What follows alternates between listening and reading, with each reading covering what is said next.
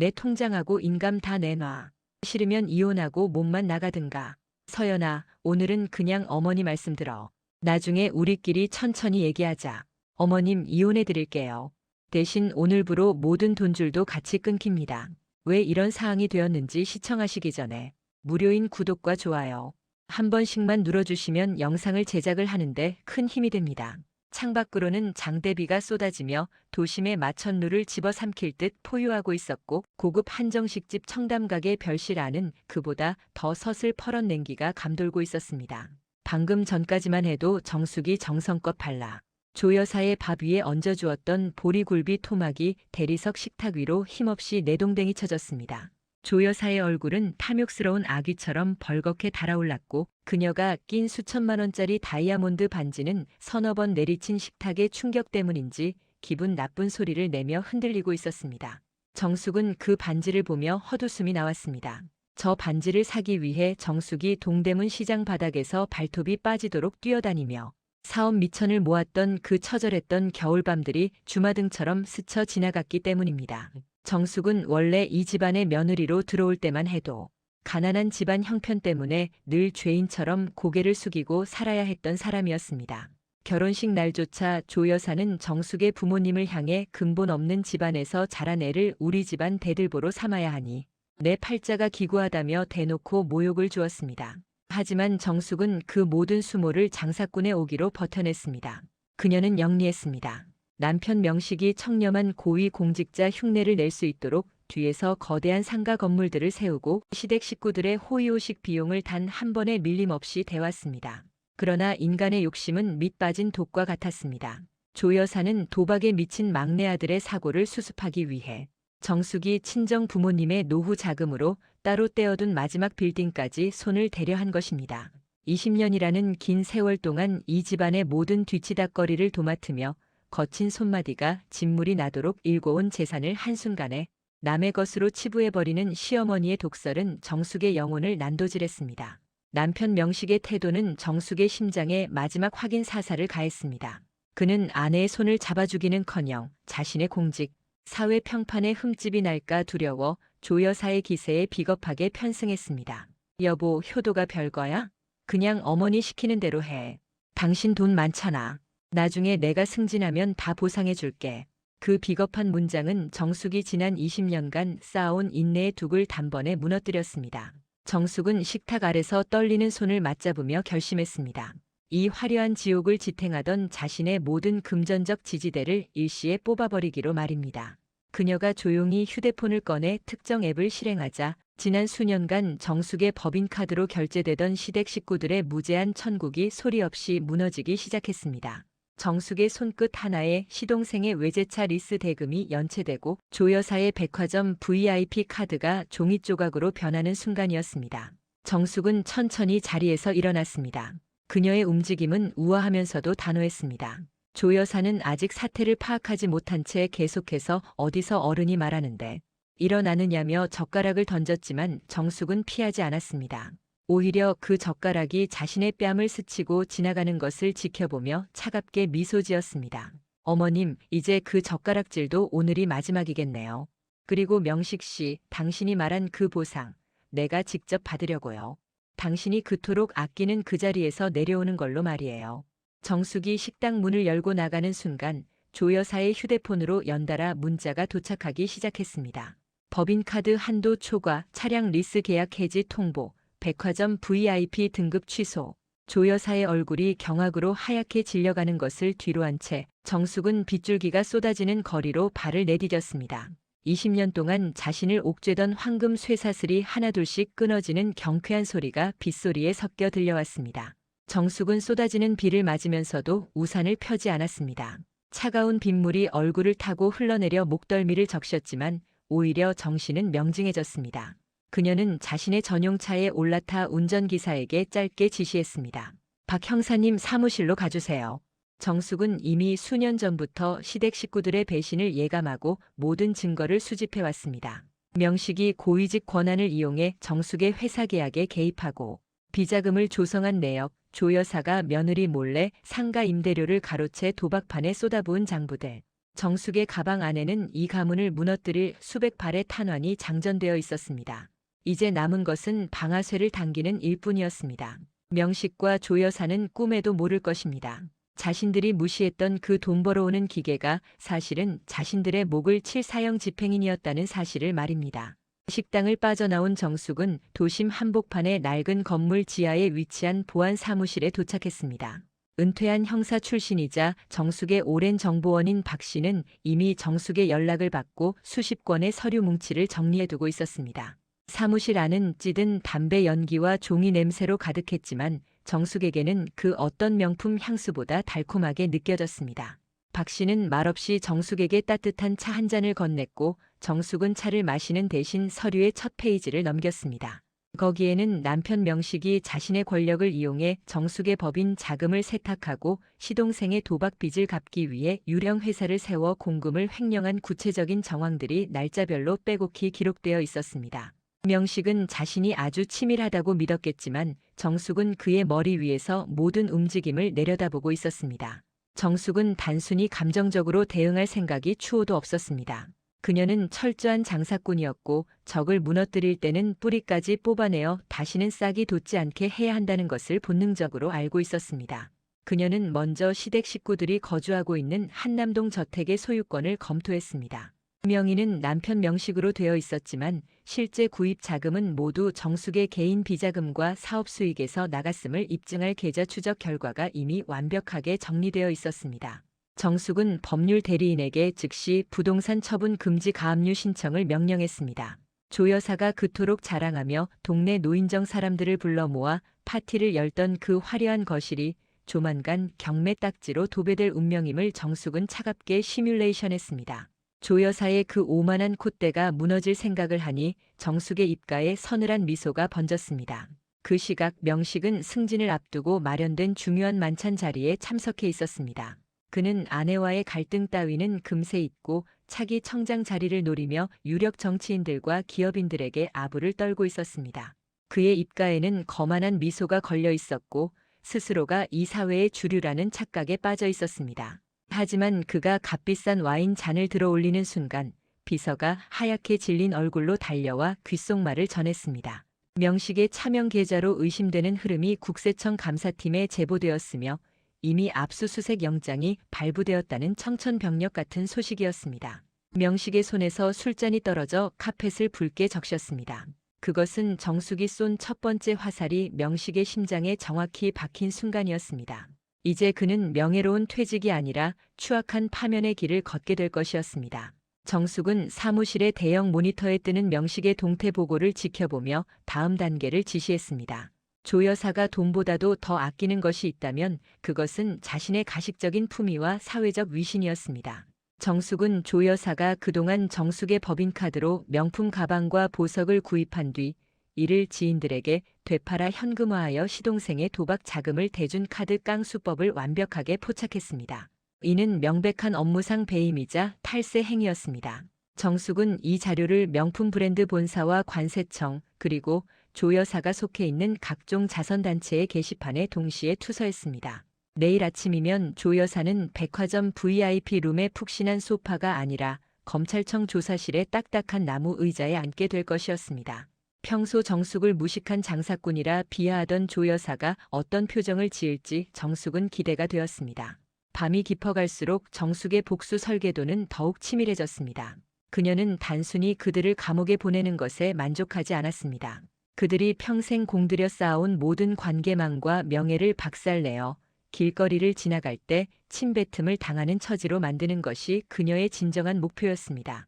정숙은 자신의 법인 소속 변호사 5명을 소집하여 24시간 교대 근무를 지시했습니다. 명식이 법적 허점을 찾아 빠져나갈 구멍을 단 하나도 남겨두지 않기 위함이었습니다. 정숙은 회의실 테이블 위에 놓인 시댁 식구들의 가족 사진을 잠시 내려다보았습니다. 사진 속에서 환하게 웃고 있는 그들의 모습이 오늘따라 유난히 가식적이고 징그럽게 느껴졌습니다. 그녀는 그 사진을 천천히 찢어 쓰레기통에 던져 넣었습니다. 이제 그녀의 인생에 그들이라는 존재는 쓰레기와 다름없었습니다. 날이 밝자마자 정숙이 준비한 폭탄들이 사회 곳곳에서 터지기 시작했습니다.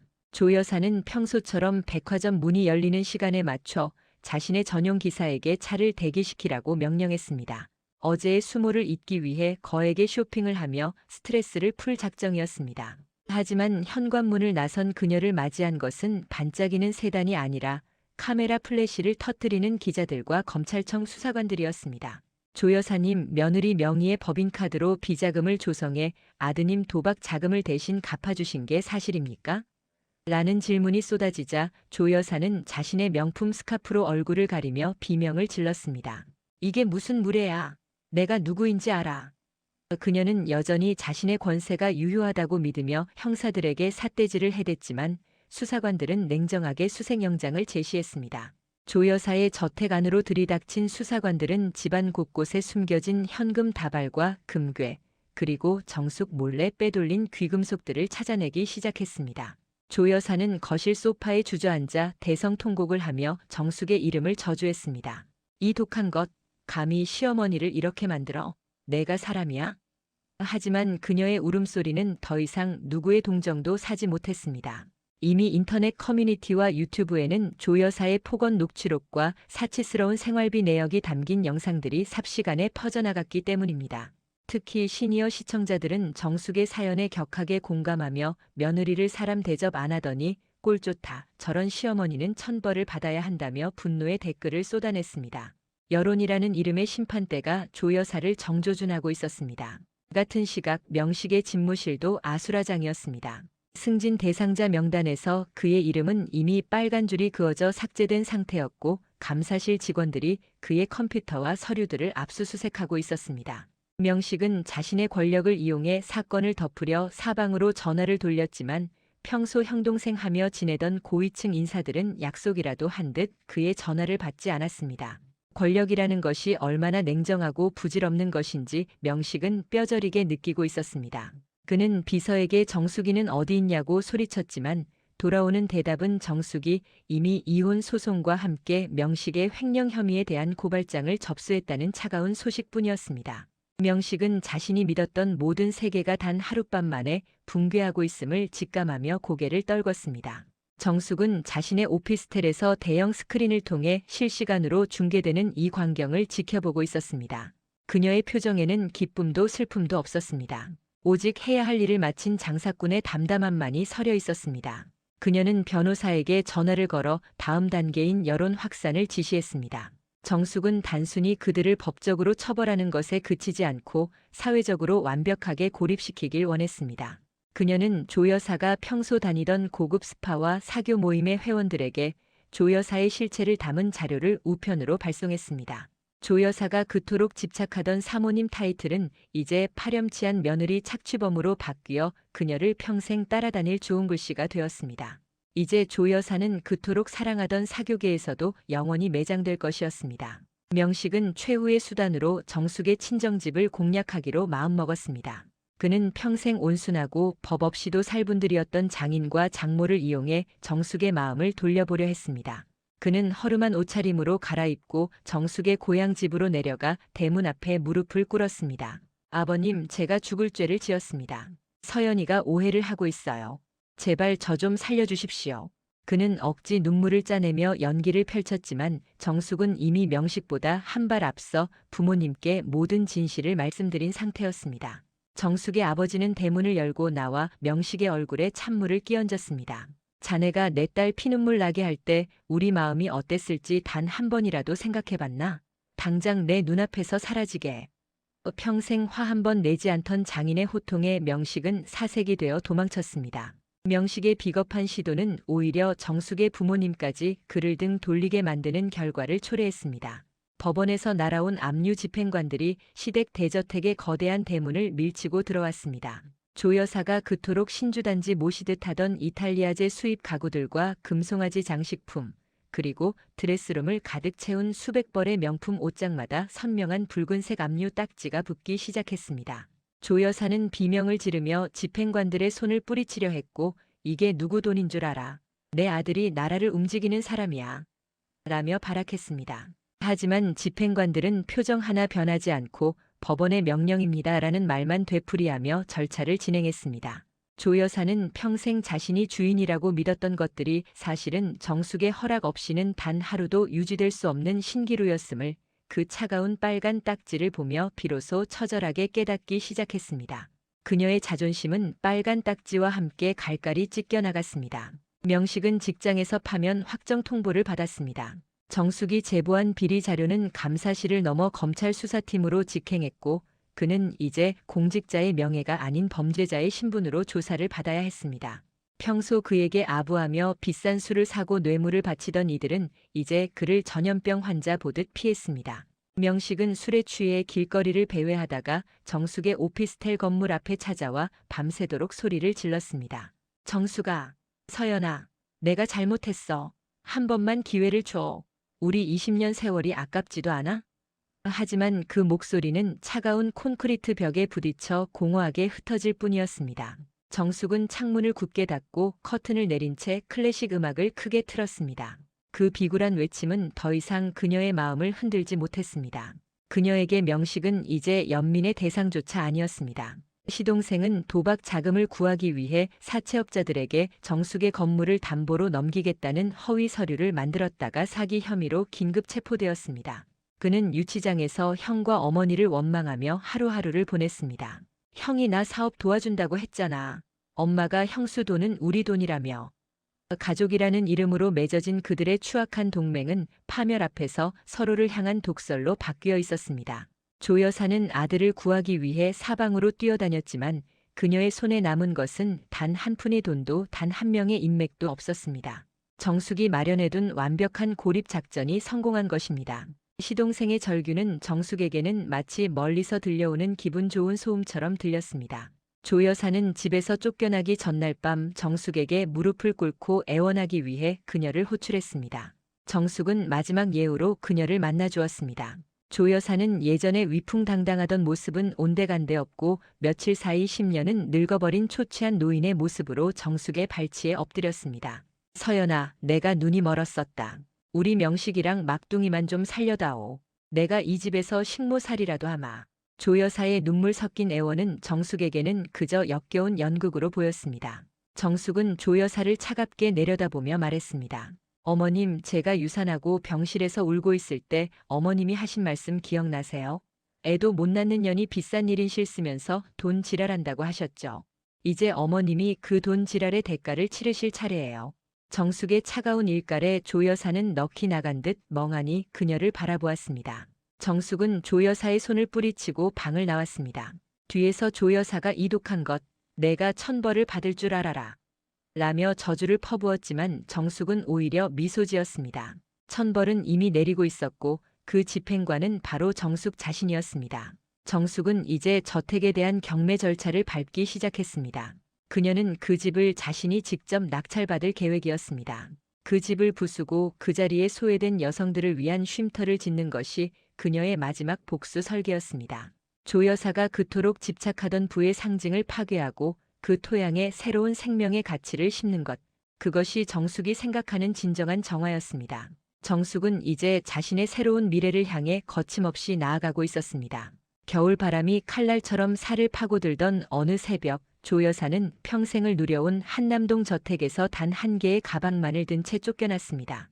정숙은 그녀가 갈 곳이 없을 것을 대비해 도시 변두리의 낡고 습한 지하 단칸방을 조 여사의 명의로 임차해 두었습니다. 조 여사는 그 좁고 곰팡이 냄새나는 방에 들어서며 소리를 질렀지만 이제 그녀의 목소리를 들어줄 사람은 아무도 없었습니다.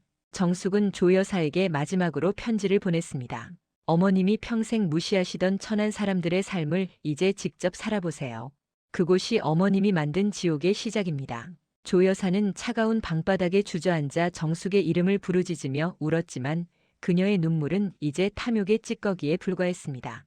그녀의 화려했던 과거는 이제 영원히 돌아올 수 없는 꿈이 되었습니다. 남편 명식은 결국 법정 구속되었습니다.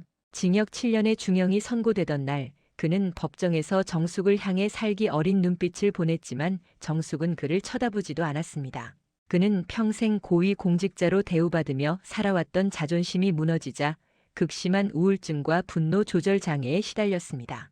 교도소 안에서도 그는 자신이 누구인지 아느냐며 소란을 피웠지만 돌아오는 것은 교도관들의 차가운 제압뿐이었습니다. 명식은 자신이 쌓아 올린 명예와 권력이 아내라는 거대한 기둥 없이는 단 하루도 지탱될 수 없었던 사상 누각이었음을 차가운 수위를 입고서야 뼈저리게 느꼈습니다. 그의 후회는 이미 늦었고 그가 누렸던 모든 영광은 이제 먼지가 되어 흩어졌습니다. 시동생 역시 실형을 선고받고 형과 같은 교도소에 수감되었습니다.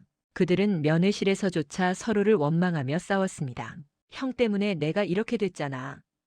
내가 도박만 안 했어도 이 지경은 안 됐어. 형제간의 우애 따위는 돈이라는 매개체가 사라지자마자 증오로 변해 있었습니다. 정숙은 이들의 소식을 비서를 통해 전해 들으며 조용히 차를 마셨습니다. 그녀의 가슴 속에 응어리졌던 20년의 한이 비로소 녹아내리는 기분이었습니다. 하지만 정숙은 여기서 멈추지 않았습니다. 그녀는 자신의 재산을 바탕으로 정숙문화재단을 설립하여 경제적 착취와 가스라이팅으로 고통받는 중년 여성들을 지원하는 사업을 본격적으로 시작했습니다. 그녀의 복수는 이제 나눔과 치유로 승화되고 있었습니다. 정숙의 재단 설립 소식은 전국적으로 큰 반향을 일으켰습니다. 그녀의 사연에 용기를 얻은 수많은 여성이 재단을 찾아와 자신의 이야기를 털어놓았고 정숙은 그들의 손을 맞잡으며 함께 울고 웃었습니다. 정숙은 이제 누구의 아내, 누구의 며느리가 아닌 수많은 여성의 롤모델이자 든든한 버팀목이 되었습니다. 그녀의 얼굴에는 예전의 그늘진 미소 대신 건강하고 밝은 빛이 감돌았습니다. 그녀는 매일 아침 거울을 보며 자신에게 말했습니다. 정숙아, 넌 혼자가 아니야. 그리고 넌 충분히 가치 있는 사람이야. 그 말은 그녀가 지난 20년간 가장 듣고 싶었던 말이기도 했습니다. 그녀는 이제야 비로소 자기 자신을 사랑하는 법을 깨달았습니다. 재판 과정에서 회수된 시댁 식구들의 은닉 재산은 모두 사회복지기금으로 기부되었습니다. 정숙은 단 한 푼의 부당한 돈도 자신의 주머니에 넣지 않았습니다. 그녀에게 중요한 것은 돈이 아니라 정의의 실현이었기 때문입니다. 명식이 감옥에서 보낸 수십 통의 반성문은 모두 읽지 않은 채 폐기되었습니다. 진정한 반성은 말로 하는 것이 아니라 자신이 저지른 과오에 대한 고통을 온몸으로 받아내는 것임을 정숙은 잘 알고 있었습니다. 조 여사는 지하방에서 폐지를 줍는 생활을 시작했다는 소문이 들렸습니다. 한때 명품 가방을 휘두르던 손으로 낡은 리어카를 끄는 그녀의 모습은 인과응보의 산증인이 되었습니다. 정숙은 이제 자신의 삶이라는 무대의 당당한 주인공으로서 찬란한 해방의 아침을 맞이하고 있었습니다. 어머님, 제가 아이를 잃었을 때 기억나세요? 그때 하신 말씀 그대로 돌려드릴게요. 서연아, 제발. 내가 눈이 멀어 그랬다. 우리 명식이 앞길만은 막지 말아다오. 이미 늦었어요. 당신들이 죽인 건 내 아이뿐만 아니라 나라는 사람의 진심이었으니까요. 습기 가득한 지하 단칸방의 곰팡이 냄새가 조 여사의 폐부를 날카롭게 찔렀습니다. 불과 일주일 전까지만 해도 최고급 이탈리아제 실크 벽지로 도배된 안방에서 며느리가 가져다 바친 제비집 요리를 먹던 그녀였습니다. 하지만 지금 조 여사의 앞에는 뜯어진 신문지가 덕지덕지 발린 벽과 웅크린 자신의 초라한 그림자뿐이었습니다.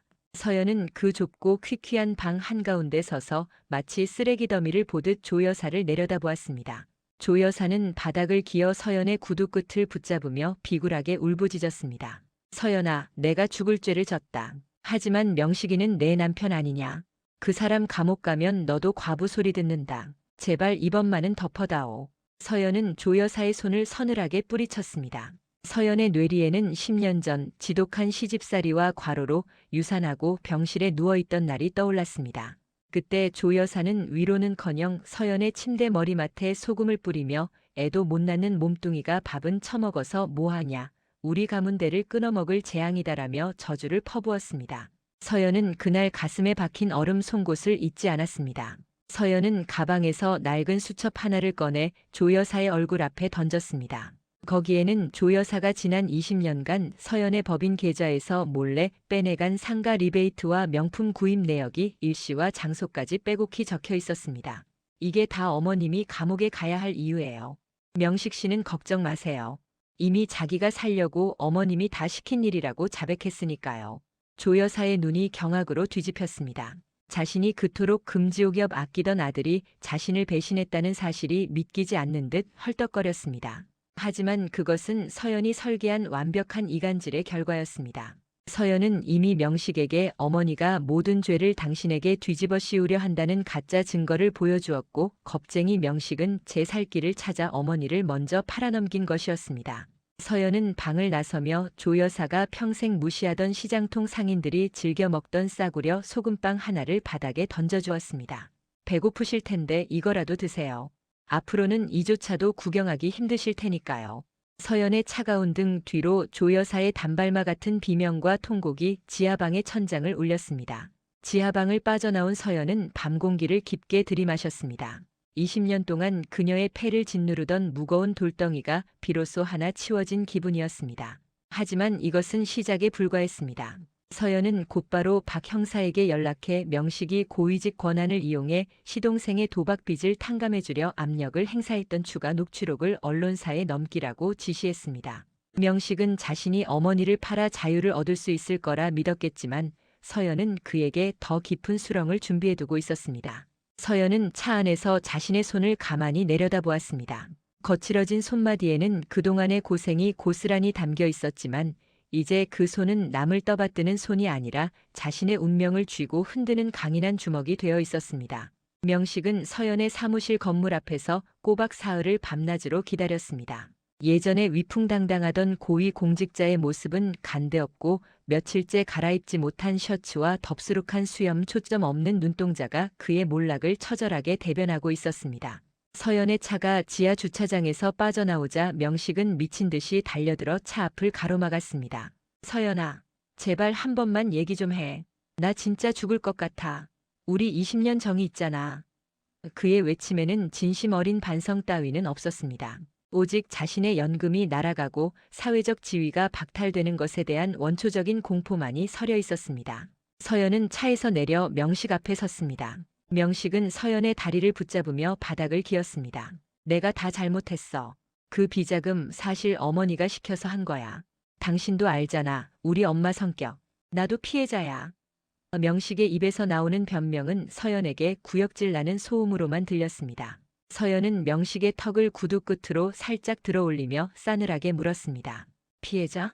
당신이 내 돈으로 내연녀들 아파트 전세 내주고 외제차 리스비 내줄 때도 피해자였어?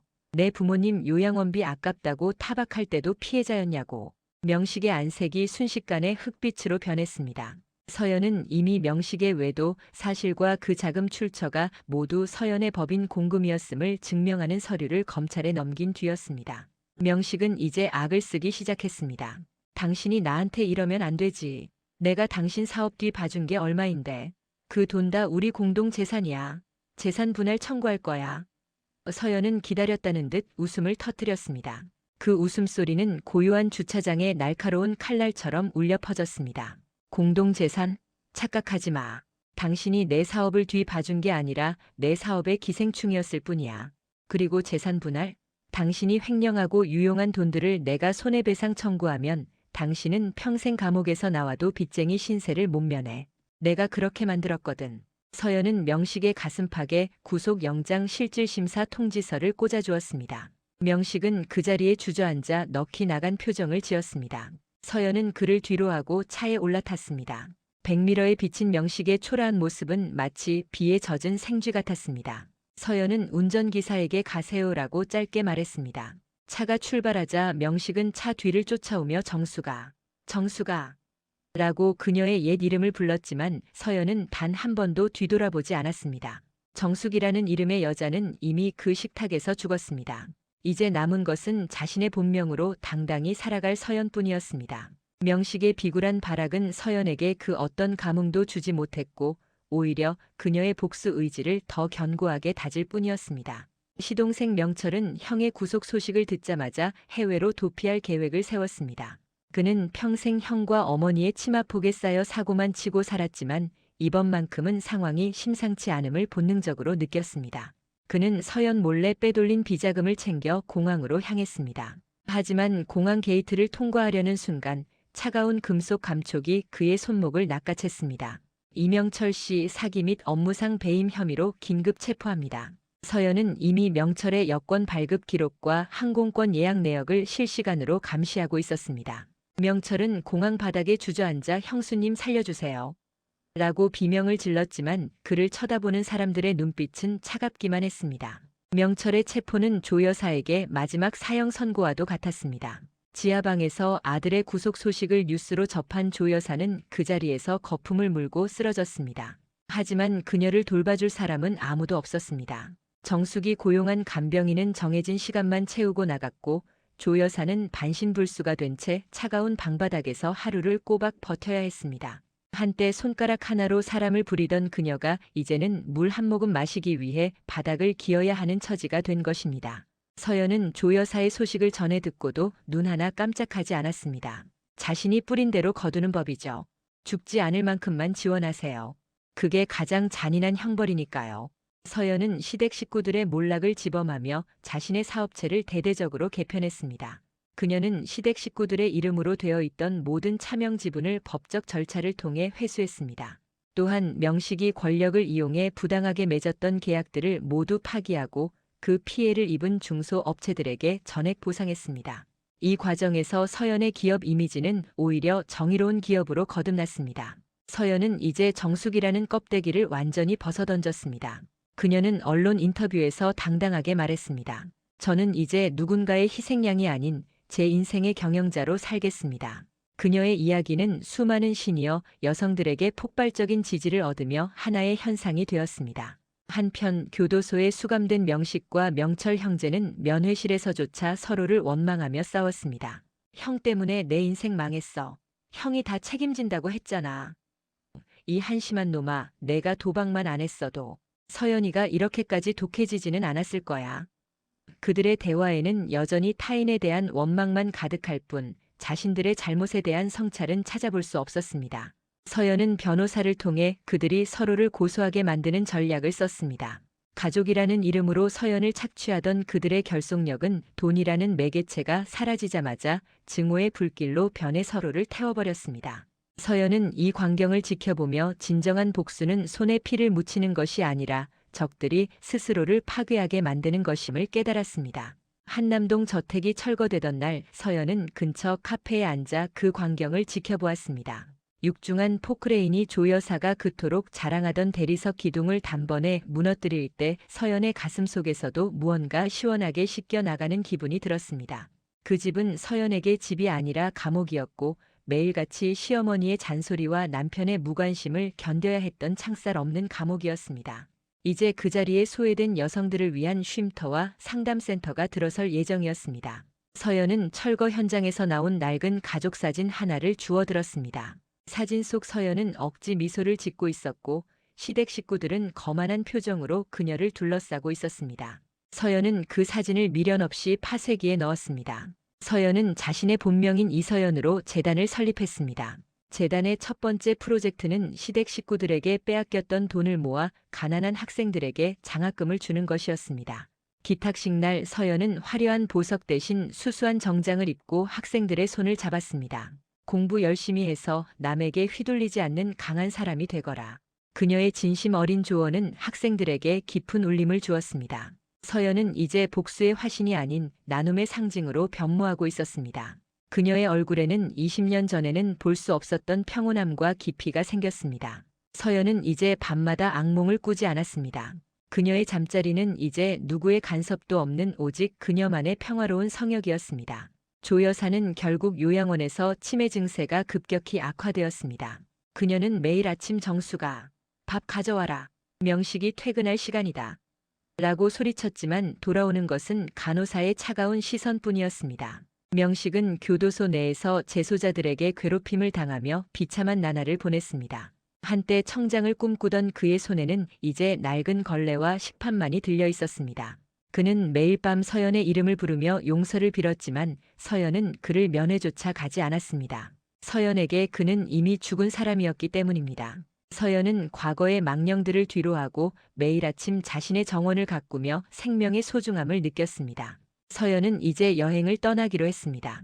평생 남의 뒤치다꺼리만 하느라 비행기 한 번 제대로 타보지 못했던 그녀였습니다. 그녀는 퍼스트 클래스 좌석에 앉아 창밖의 구름을 보며 눈물을 흘렸습니다. 그것은 슬픔의 눈물이 아니라 자신을 견뎌온 대견함의 눈물이었습니다. 서연아, 정말 고생 많았어. 이제 너만 생각하며 살아도 돼. 그녀는 가방에서 스케치북을 꺼내 자신이 보고 싶은 세상의 풍경들을 그리기 시작했습니다. 그녀의 손은 이제 장부를 적는 손이 아니라 아름다움을 기록하는 예술가의 손이 되어 있었습니다. 서연의 새로운 항해는 이제 막 닻을 올렸고 그 앞에는 끝없는 가능성의 바다가 펼쳐져 있었습니다. 10년의 세월이 흘렀습니다.